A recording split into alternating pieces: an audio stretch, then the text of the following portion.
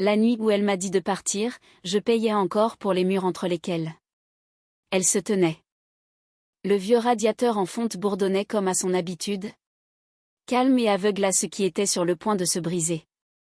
Elle a souri en le disant, comme si cette expulsion était une faveur, comme si j'étais l'obstacle. Comme si rien de tout cela ne m'appartenait.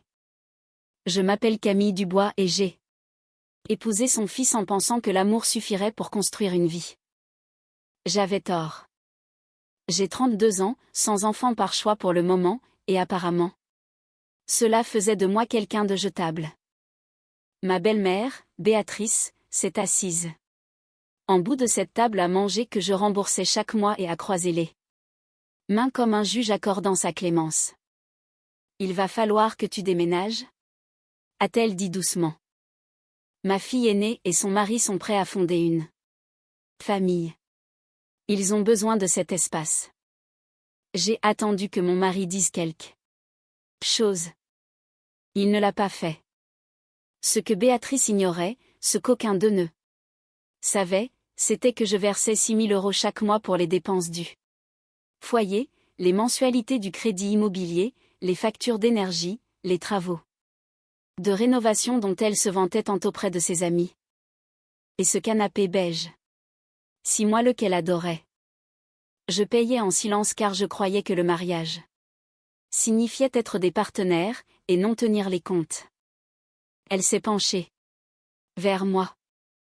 Tu comprends, n'est-ce pas? C'est temporaire. Tu trouveras bien une solution. Temporaire, comme l'avait toujours été ma place dans cette famille. J'ai hoché la tête. Je lui ai même rendu son sourire. Je lui ai dit que j'allais commencer à chercher un autre appartement. À l'intérieur de moi, quelque chose s'est détaché, proprement, efficacement, comme un interrupteur qu'on éteint. Ce soir-là, je suis montée à l'étage, j'ai plié le linge d'une main ferme et j'ai écouté mon mari respirer à côté de moi comme si de rien n'était. Le lendemain matin, j'ai préparé le café, je l'ai embrassé sur la joue et j'ai attendu que la porte d'entrée se referme derrière lui pour partir au travail. Puis j'ai pris mon téléphone. Bonjour, ai-je dit calmement quand on m'a répondu. J'ai besoin de déménageurs pour aujourd'hui. Une prestation clé en main avec emballage complet. En raccrochant, j'ai regardé autour de moi cette maison de la banlieue chic que j'avais financée, défendue, pour laquelle j'avais ravalé ma fierté, et j'ai réalisé que je n'étais pas en train d'être mise à la porte. J'étais en train de choisir exactement la façon dont j'allais partir, et il n'avait aucune idée de ce que j'allais emporter avec moi. À midi, la maison résonnait différemment. Des tiroirs qui s'ouvraient, du ruban adhésif qui se déchirait, un carton qui raclait contre ce parquet massif que j'avais fait vitrifier à mes frais l'hiver dernier. Les déménageurs agissaient vite, avec professionnalisme, silence et efficacité, exactement comme j'avais appris à l'être. Pendant qu'ils emballaient, mon esprit a repassé le film de toute cette histoire. Quand mon mari, Antoine, a perdu son emploi il y a 2 ans, je n'ai pas paniqué. J'ai pris le relais. Je me suis dit que les mariages plimés ne rompent pas. J'ai couvert les dépenses pendant un moment, puis un peu plus longtemps, puis j'ai absolument tout pris en charge. Béatrice présentait cela comme l'entraide naturelle d'une famille. Sa fille, Chloé, venait nous rendre visite et plaisantait, ça doit être sympa d'avoir une belle-sœur riche. Je riais en retour. Je le faisais toujours. La vérité était bien plus moche. Mes revenus n'avaient rien d'extravagant, ils étaient juste constants. Des contrats de consultante freelance, de l'argent discret. Je n'en parlais jamais. La fierté d'Antoine ne l'aurait pas supporté. Nous avions donc convenu que les factures seraient prélevées sur notre compte joint, même si les virements venaient du mien. Au fil du temps, j'ai cessé d'être une épouse pour devenir une Infrastructure, utile, invisible.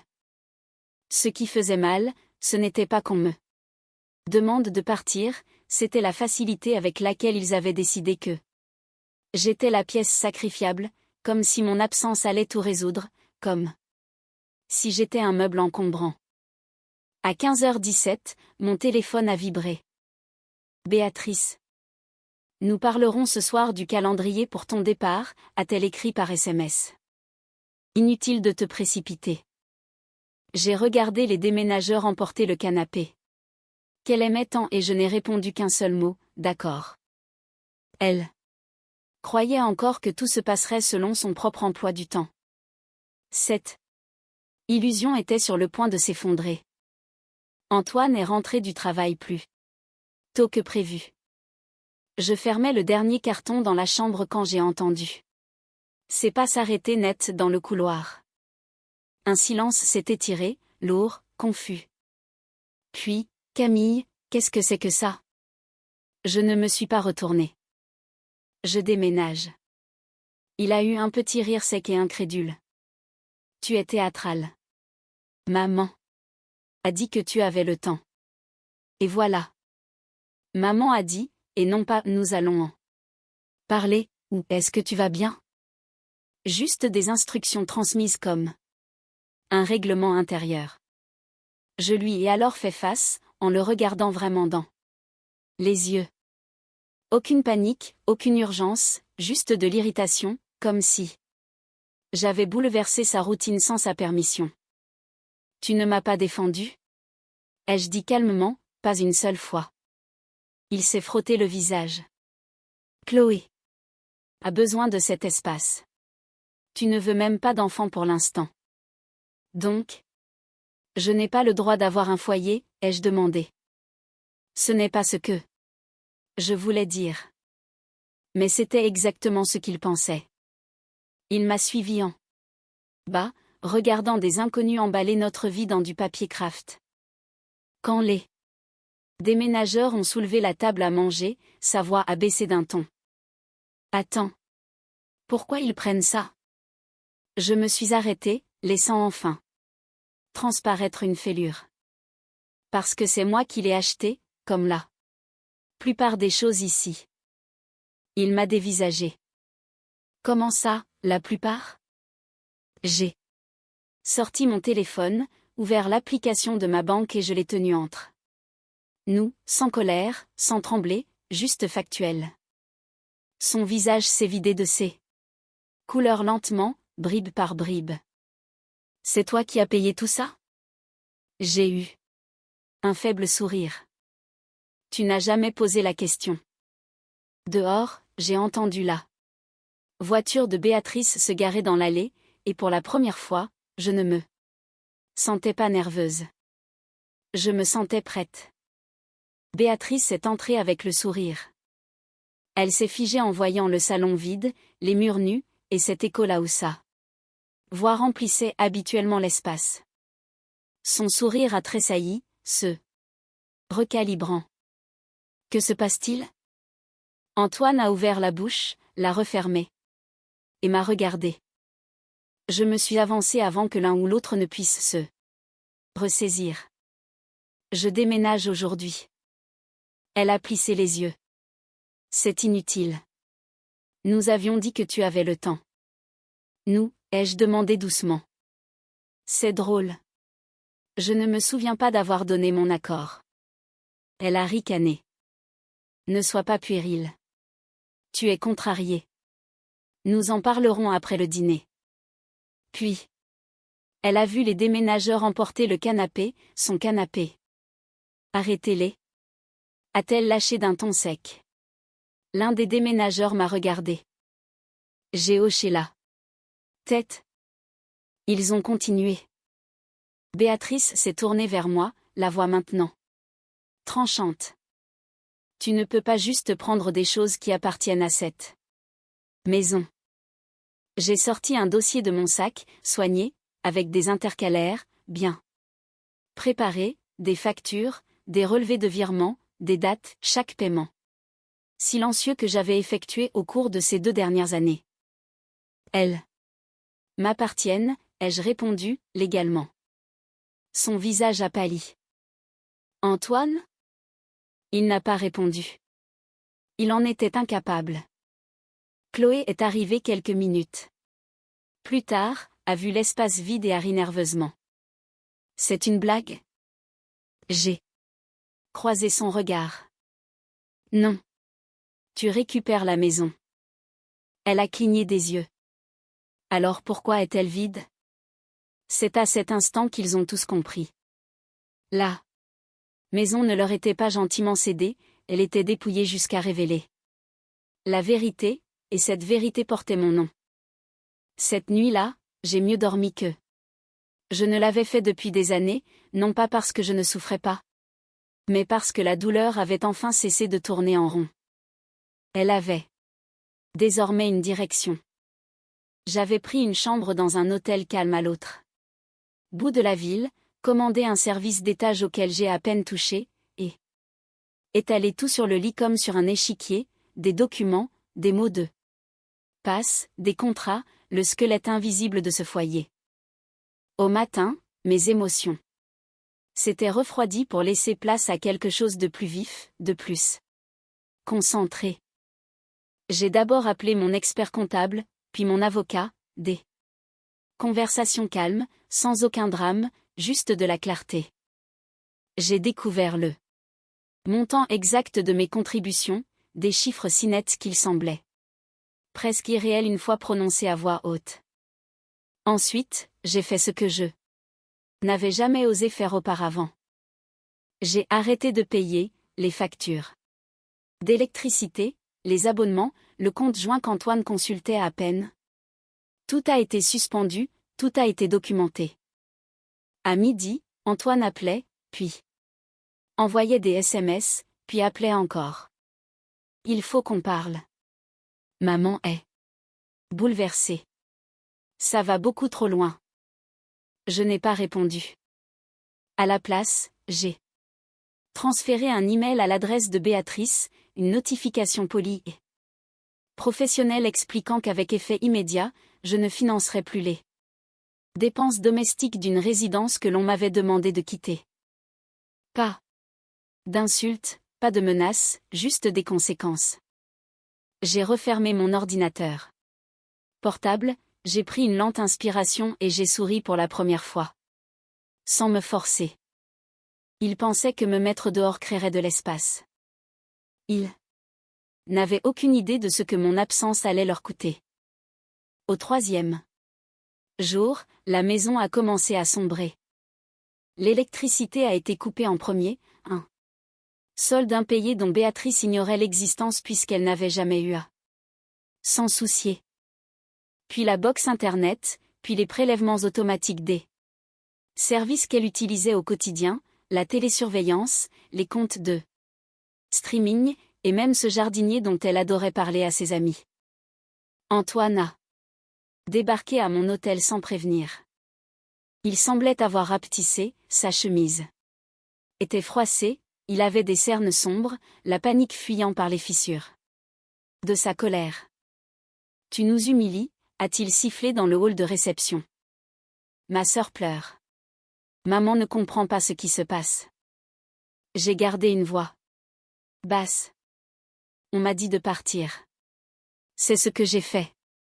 Tu punis tout le monde. Non, ai-je répondu, j'ai juste arrêté d'entretenir des gens qui ont décidé que je n'avais pas ma place parmi eux. Il a tendu la main pour attraper mon bras. J'ai reculé d'un pas. C'est à ce moment-là que j'ai fait glisser une dernière enveloppe sur la table basse, la lettre de mon avocat, le décompte détaillé de mes contributions, les preuves, une demande officielle de remboursement ou de liquidation des biens s'il voulait éviter les tribunaux. Ses mains tremblaient en l'ouvrant. Tu avais planifié tout ça, a-t-il murmuré. Je me suis levée, calme, maîtresse de moi-même. Non. Tu as forcé les choses. Alors que je m'éloignais, mon téléphone a vibré de nouveau. Cette fois, ce n'était pas Antoine. C'était Béatrice, et son message n'avait plus rien De Polly. La messagerie vocale de Béatrice s'est déclenchée bien avant que je ne l'écoute. J'ai pu deviner aux appels en absence, c'est en moins d'une heure, qu'elle avait finalement perdu tout contrôle. Quand j'ai appuyé sur lecture, sa voix était tendue, cassante. Camille, ça va trop loin. Tu es en train de détruire cette famille. J'ai failli rire. Le soir venu, la vérité avait complètement éclaté au grand jour. Chloé et son mari n'avaient pas les moyens de payer la maison sans mes apports financiers. Le crédit immobilier accusait des retards. Les factures s'accumulaient. Leur projet temporaire s'effondrait sous le poids de la réalité des chiffres. Antoine s'est pointé à nouveau, cette fois sans colère, juste avec désespoir. Maman dit que si tu reviens, a-t-il dit doucement, nous pourrons parler d'éventuels ajustements. Des ajustements. J'ai regardé l'homme que j'avais aimé, celui qui m'avait laissé être effacé par pure commodité, et je n'ai ressenti qu'un immense détachement. Vous avez déjà parlé, ai-je répondu. Tu n'avais juste pas réalisé que j'écoutais. Derrière lui, Béatrice se tenait sur le trottoir, observant la scène. Plus petite désormais, sans plus aucune once d'autorité dans sa posture. Elle comprenait enfin ce qu'elle avait fait. Elle ne s'était pas débarrassée d'une nuisance. Elle avait détruit les fondations mêmes de sa vie, et il n'y avait plus rien pour me menacer. Le rebondissement final est arrivé en silence. Une semaine plus tard, mon avocat m'a appelé, sans faire de drame, mais avec une certaine satisfaction. Lors de l'examen de mes virements, un élément que Béatrice n'avait pas prévu a fait surface. Plusieurs factures d'artisans et paiements de travaux de rénovation avaient été mis à mon nom pour bénéficier d'avantages fiscaux. À l'époque, elle avait balayé cela d'un revers de main. La paperasse n'a pas d'importance, disait-elle. Ça en avait. Légalement, une partie de cette maison n'était pas seulement financée par moi, elle m'appartenait en partie. Quand la mise en demeure est arrivée par huissier, Béatrice n'a pas hurlé. Elle n'a proféré aucune menace. Elle s'est tue. Ce genre de silence qui survient lorsque le pouvoir comprend enfin qu'il s'est volatilisé. Antoine m'a envoyé un dernier message. Je ne savais pas que ça finirait comme ça. J'ai tapé la vérité en retour. Moi non plus. Tu as choisi de fermer les yeux. Je n'ai pas pris la maison. Je n'en avais pas besoin. Ils l'ont vendue pour couvrir leurs dettes, discrètement, sans faire d'annonce ni de grands sourires. Chloé a déménagé dans un appartement plus petit en banlieue. Béatrice a arrêté d'organiser des réceptions mondaines. L'histoire familiale s'est réécrite sans que mon nom y figure. Et moi, j'ai signé un bail pour un bel appartement rempli uniquement de choses que j'ai choisies. J'ai payé mes charges avec joie, car elles étaient les miennes. Aucune gratitude requise. Aucune permission nécessaire. Je n'ai pas été mise à la porte. J'ai été libérée. Et la vie que je me suis construite par la suite ne sonnait pas creux. Elle tenait debout, solide, silencieuse, et enfin mienne.